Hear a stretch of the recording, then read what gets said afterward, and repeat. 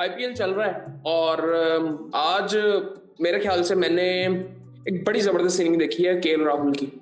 यार इतनी sensible inning थी। पिच जो था वो इतना आसान था नहीं और आरसीबी को स्टार्ट अच्छा मिल गया था और उन्होंने फिनिश को इतना खास किया नहीं। उसके बाद क्या कहते हैं, दिल्ली को स्टार्ट अच्छा नहीं मिला बट उन्होंने फिनिश जिस तरह से किया है, स्पेशली केएल राहुल की मैं बात करूं, इस बंदे की इनिंग्स मैंने देखी हुई है। इस बंदे की जो कैलकुलेशन है ना, बहुत जबरदस्त है कि इसने कहाँ शॉट्स मारनी है, किस टाइम पे मारनी है। एक टाइम पे रना बॉल था और बाद में इसने फिर मैच को फिनिश किया, जबरदस्त था। मैं आपको स्कोर कार्ड बताता हूँ फिर उसके बाद बात करते हैं। आरसीबी ने पहले बैटिंग की, फिल सॉल्ट और विराट कोहली ने ओपन किया और अच्छा स्टार्ट मिल गया था।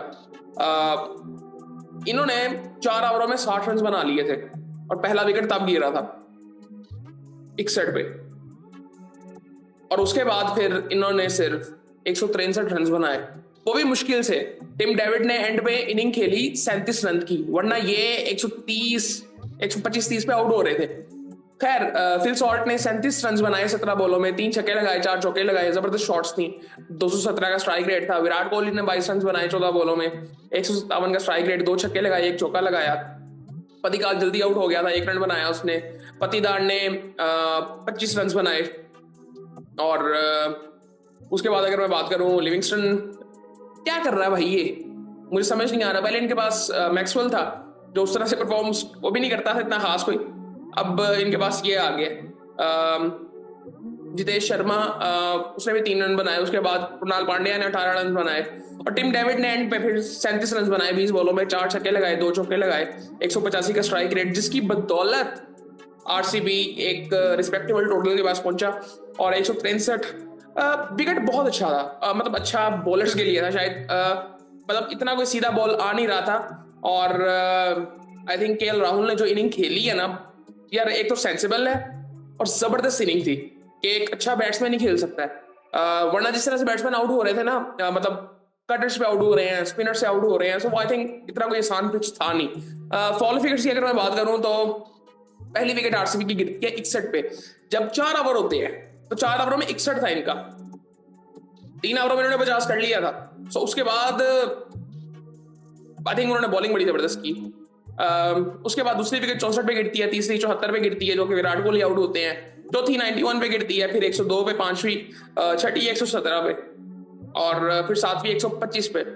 और फिर उसके बाद अब सातवीं जब गिरती है 125 पे तो 3 ओवर भी पड़े हुए थे।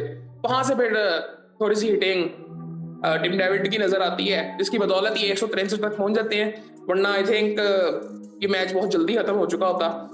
उसके बाद अगर दिल्ली की बॉलिंग की अगर बात करें तो मिचेल स्टार्क ने 3 ओवरों में 35 रन दिए, आउट कोई नहीं किया।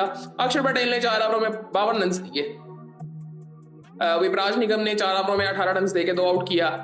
वही मैं कह, स्पिनर्स को तो हेल्प मिल रही थी, स्पिनर्स अच्छी बॉलिंग कर रहे थे। कुलदीप ने भी अच्छी बॉलिंग की, उसने भी 2 आउट किए हैं 17 रन देके 4 ओवरों में। और मुकेश कुमार ने 3 ओवरों में 26 रन दिए, 1 आउट किया है। और मोहित शर्मा ने 1 आउट किया है 2 ओवरों में 10 रन देके।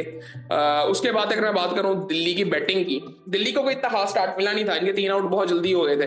पहले फैफ डु प्लेसी और जेक फ्रेजर मगर का है, मतलब पता ही नहीं लगा ना कि वो मतलब सेट हो भी सकेंगे, मतलब वो उनसे खेला ही नहीं जा रहा था उस वक्त। खैर, फैफ ने 2 रन बनाए 7 बॉलों में और वो आउट हो गए। फिर उसके बाद फ्रेजर मैकगर्क ने 7 रन बनाए 6 बॉलों में, 1 चौका लगाया, वो भी आउट हो गया। फिर अभिषेक पोरेल ने 7 रन बनाए 7 बॉलों में। फिर आते हैं केएल राहुल। अब केएल राहुल और अक्षर पटेल की एक पार्टनरशिप लगती है छोटी सी। अक्षर पटेल भी जल्दी आउट हो जाते हैं 15 रन बना के, लेकिन केएल खड़े रहते हैं।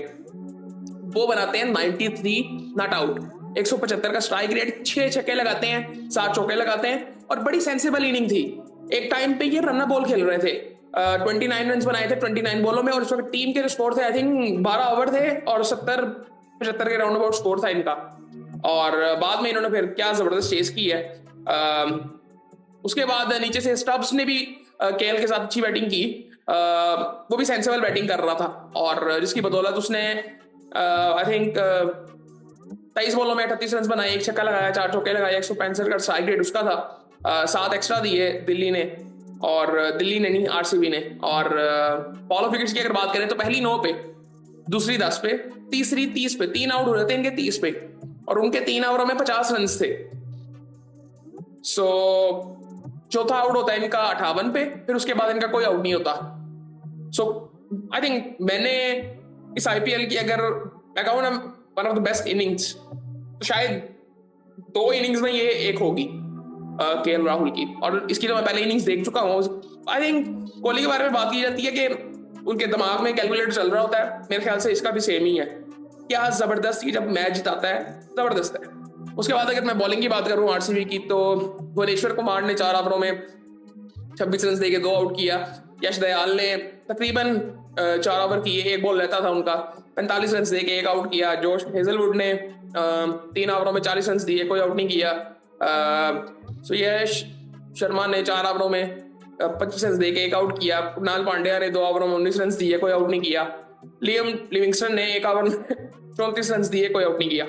सो ये सूरत हाल थी। आई थिंक मैं इसमें कुछ कह ही नहीं सकता। मैं आई थिंक जो उसकी इनिंग थी इतनी जबरदस्ती भी, इतना देखने का मजा आया केएल राहुल की इनिंग को, जबरदस्त इनिंग थी। आई थिंक मैं पहले कह चुका हूँ कि मेरी one of the best inning है, मे बी नंबर 1 पे है अभी तक। सो आप बताएं आपको वो इनिंग कैसी लगी। और आई थिंक उनका ये होम ग्राउंड भी था, और एंड पे वो जो एक गुस्सा नजर आया उनके अंदर। सो आई थिंक मैं उनको बड़ा पसंद करता हूँ वैसे तो। आई थिंक मुझे तो अच्छा लगा है। और बाकी आई थिंक इनका ये टूर्नामेंट भी बड़ा जबरदस्त जा रहा है। और आप बताएं आपको ये इनिंग कैसी लगी, ओवरऑल आपको टूर्नामेंट कैसा लग रहा है। अच्छा, मैं जब भी देखता हूँ ना कि इतनी देर हो गई है, टूर्नामेंट शुरू हुआ है, अब कल से पीएसएल भी शुरू हो जाएगा। सो अभी कुछ भी मैचेस नहीं हुए। आई थिंक 24-25 मैचेस हुए हैं अभी। सो आई थिंक ओवरऑल खैर मजा तो आ रहा है। अभी बहुत लंबा टूर्नामेंट ये भी पड़ा हुआ है, पीएसएल शुरू हो गया, खत्म भी हो जाएगा, तो ये भी टूर्नामेंट अभी पड़ा होगा। सो आई थिंक एंजॉय करते हैं। सो बाकी फिर आपसे बात होती है।